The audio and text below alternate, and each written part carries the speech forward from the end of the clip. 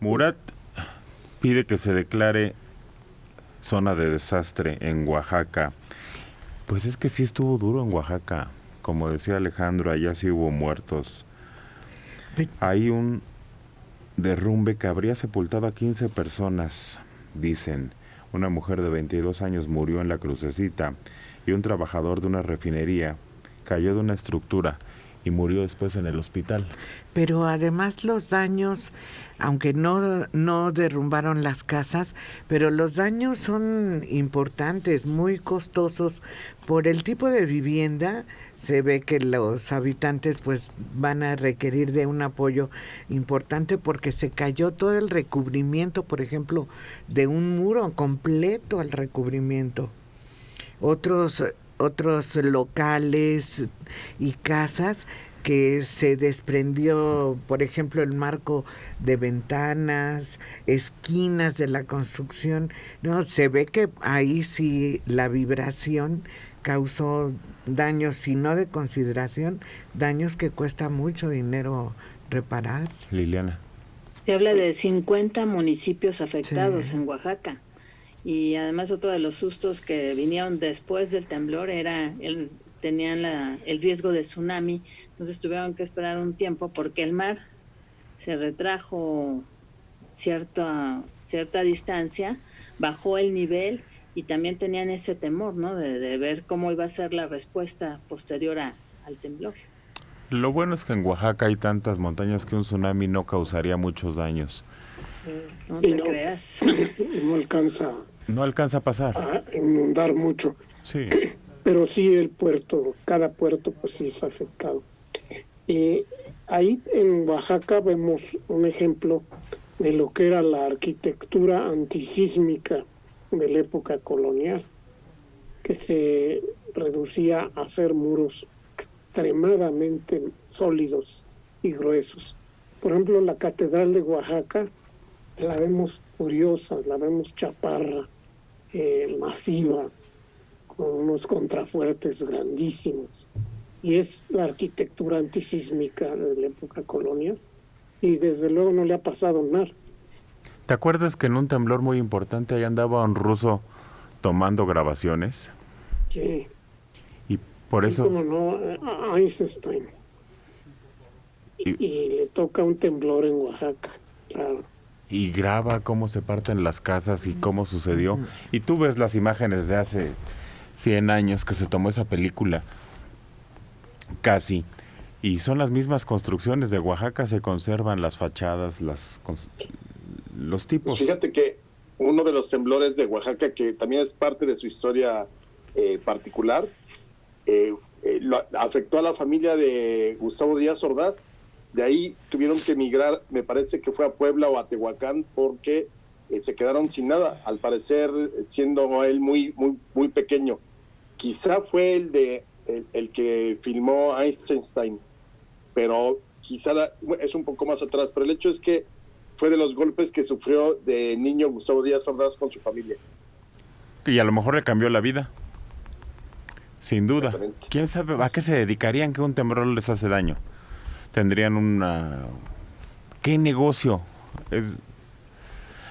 Cuando tú eres campesino, cuando tú tienes una finca, los terremotos no le hacían daño a la gente como ahora económicamente. Claro. ¿O era distinto el daño económico? Bueno, me están corrigiendo que en Oaxaca ya hay 6 personas que perdieron la vida. Y los que están tomando que héroes, que qué bueno que se quedaron, todos los doctores que se quedaron al lado de los pacientes del COVID. Pero siempre sucede. Sí. Sí. Los doctores se tienen que quedar. Sí. Pase lo que pase, los que están operando, los que están con un paciente grave, se quedan dentro de los hospitales. No es la primera vez que yo veo estos actos. ¿Recuerdas que en el temblor del 17, en el centro médico, estaba un médico operando a una niña o a un niño y alumbraron la cirugía porque se fue la luz? Con sus celulares. Con los celulares y terminaron la operación exitosamente. No me parece, bueno, siempre es digno de aplaudirse, Siempre, sí. pero los doctores generalmente se juegan la vida. Sí. En ese sentido, no salen corriendo en la mayoría de los casos. Mensaje de internet. Si este señor que habló dice que no se sintió como en 2017, es su percepción personal. Cada lugar donde se sintió es diferente. No es lo mismo un piso 17 que un primer piso. Debería razonar lo que dice. Pues por eso estamos... No, pues eso es lo que dijo. Exactamente. Yo dije, acá en Tlalpan, centro de Tlalpan, se sintió medianamente. Y de hecho, la gente que conozco, todos coincidimos en que fue más o menos igual. Hubo otros lugares en la ciudad donde se sintió muy fuerte. Otros nada más sacudimientos. Un sacudimiento fuerte, decían, me dijo mi hermana que vive por satélite, haz de cuenta que Godzilla hubiera pisado, se sintió como simbraba todo, pero rápido. Sí, pues es cuestión personal. Además también influye la experiencia que hayas tenido tú en algún tipo de terremoto, sismo, temblor.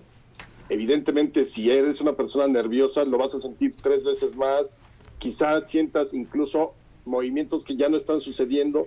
Claro, cada quien habla de la feria como le va en ella, y lo que yo digo no necesariamente aplica a todo el país y a cada rincón de la República. Yo lo que quiero saber es cómo tu hermana sabe cómo se sienten las pisadas de Godzilla.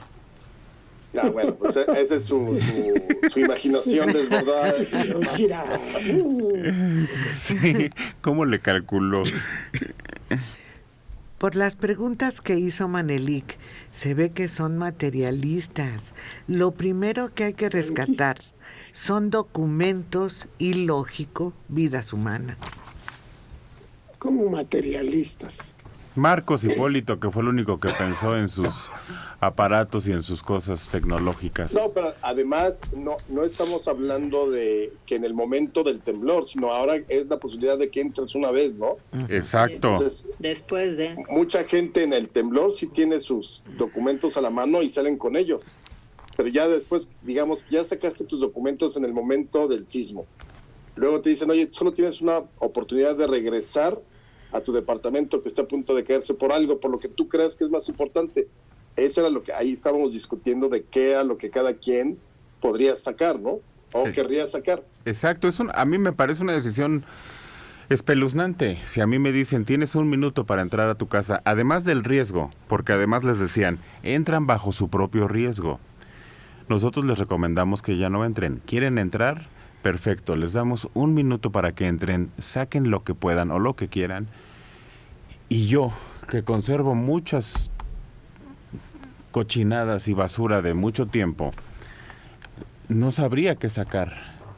Porque los documentos, y me pareció muy lógico lo de mi amigo que dijo, las fotos es lo único que no voy a recuperar. Que el pasaporte, que todo eso se vuelve a sacar, que hasta las escrituras decía, no hay problema si se pierden. Pero entras a tu casa además, o él lo describía así, y la ves por última vez. Nada está dañado, nada se quemó, nada se destruyó, pero no lo puedes tocar. Sabes que lo vas a dejar ahí y que va a desaparecer. Me parece tristísimo, a mí me pareció una Pero escena... todo eso es material. La cuestión espiritual a la que se refiere, no sé a qué me hará mención.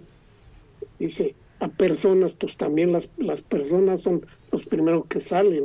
Claro. No, son los que tienen que ver que van a rescatar además.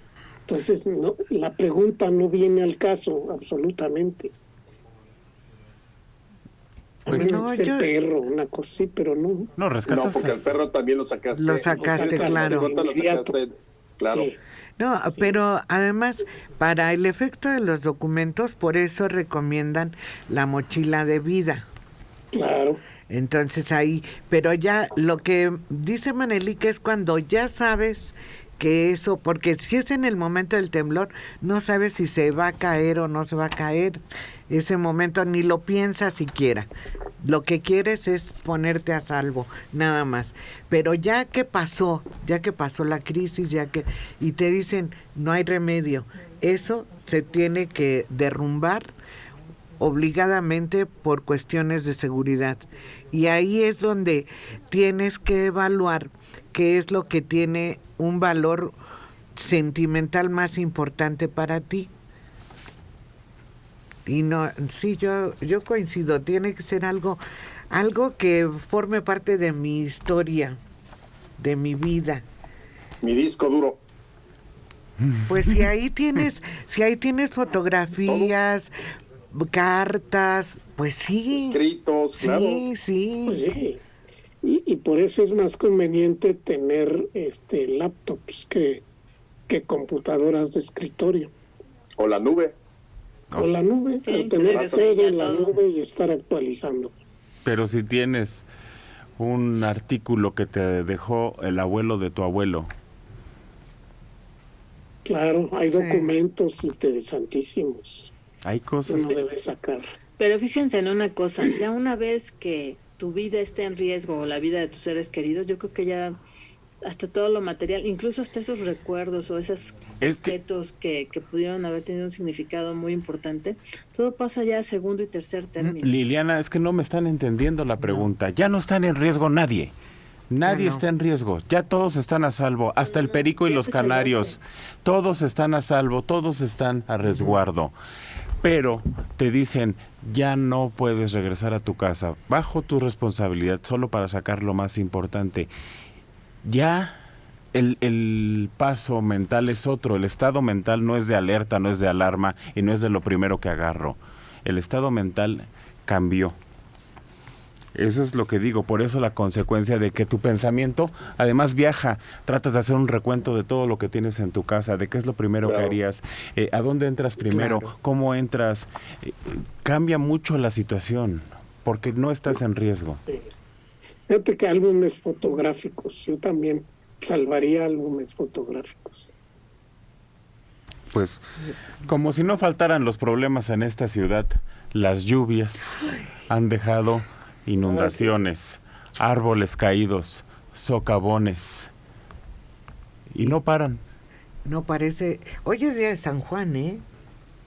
Ah, Uy, Y empezó a 24 llover. de junio. Y anoche El empezó a mérito día llover, a de llover San por Juan. ahí de las 12 de la noche. O sea que Mero día San de Juan San llegó y Juan. mojó. viene completa, Mario. Yo te acompaño. Voy por la guitarra. Se encontraron dos hermanos. No me la sé.